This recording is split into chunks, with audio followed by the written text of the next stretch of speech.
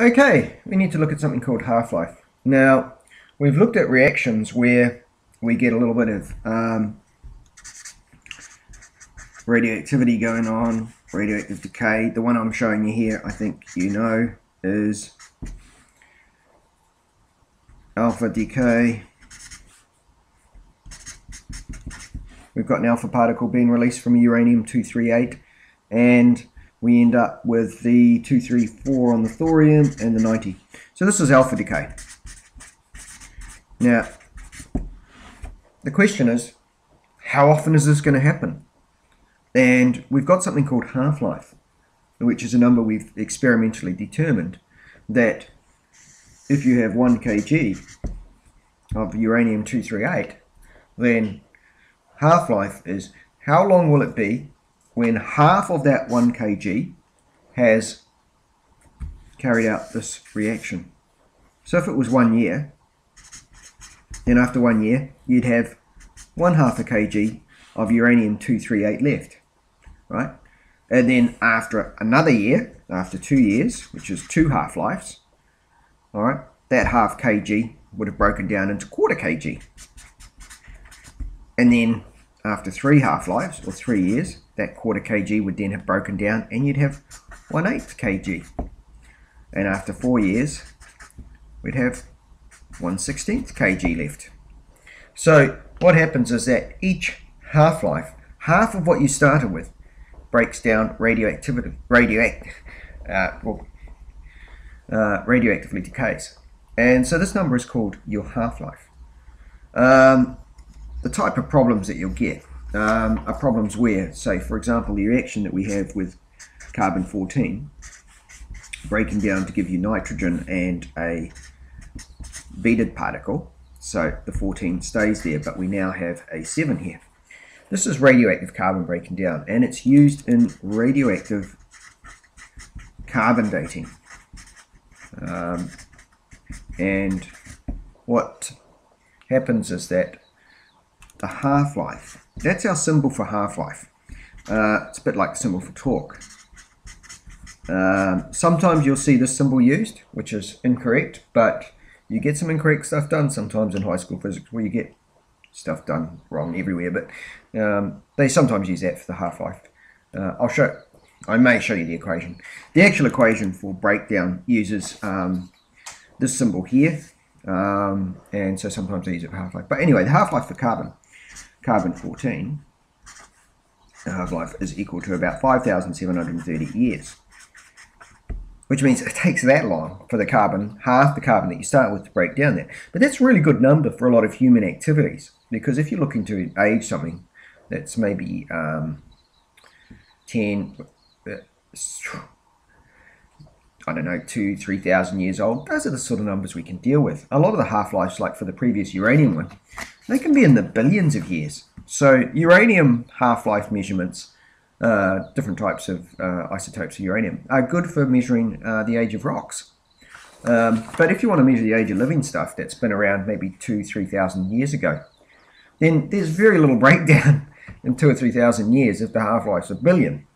But if the half-life is just 5,730 years, then that's an appreciable percentage of breakdown in, say, 1,000 or 2,000 years. So that can be a really useful one to use. And what they're doing is they're measuring the proportions of carbon that are left, because there's a very small amount of carbon in carbon-14 in a living thing.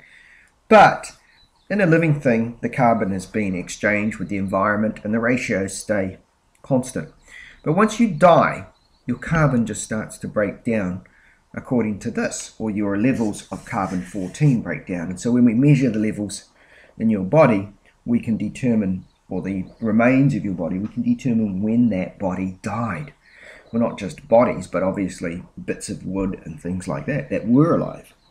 So half-life is used practically to do things like that. Now, you noticed probably when I was doing my example that if you want to know, and in our way of doing things, if you want to know how much is left over, so you start with a certain amount, right? So I don't know, 1 kg or I don't know, that's too simple, isn't it? Maybe you start with 1.2 kgs of a certain substance, and you want to know, okay, say it's carbon, you want to know after so many half-lives how much is left. But we already found that after one half-life, right, you had half, and after 2 you had a quarter, 3 you had an eighth, 4 you had a 16th, 5 you had a 32nd.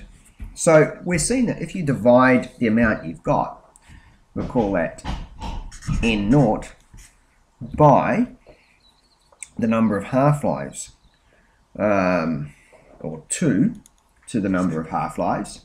So we number of half-lives, or however many it is, number of half-lives. Then that will tell you how much you're left with. So if I start with 1.2 kgs and I want to know after 4 half-lives, then I've basically got to divide by 1.2 divided by 2 to the 4 if it's 4 half-lives. 2 to the 4 is 16, so it's 1.2 divided by 16.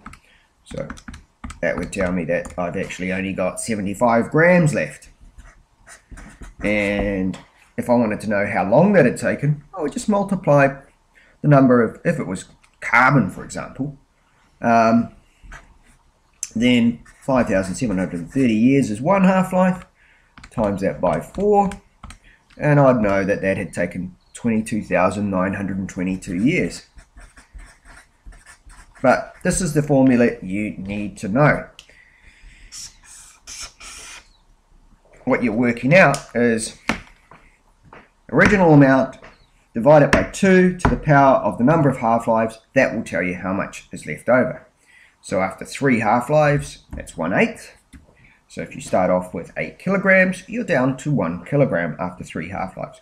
Types of questions in level 2 physics will often be saying they don't ever expect you to work out exactly in between half-lives, because it's actually an exponential thing. So you would need to use an exponential formula. So they usually just ask you questions of an integer number of half-lives, or they show how many half-lives have to pass before we've got, at least how many half-lives have to pass before we've got this much, or more than, or less than this much. So you can figure out questions like that.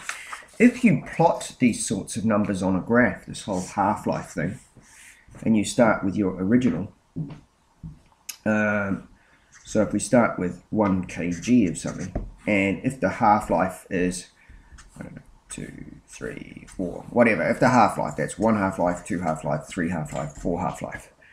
Then after 1, so if that's 1, I'll try and break that down into, that would be half, so something like that.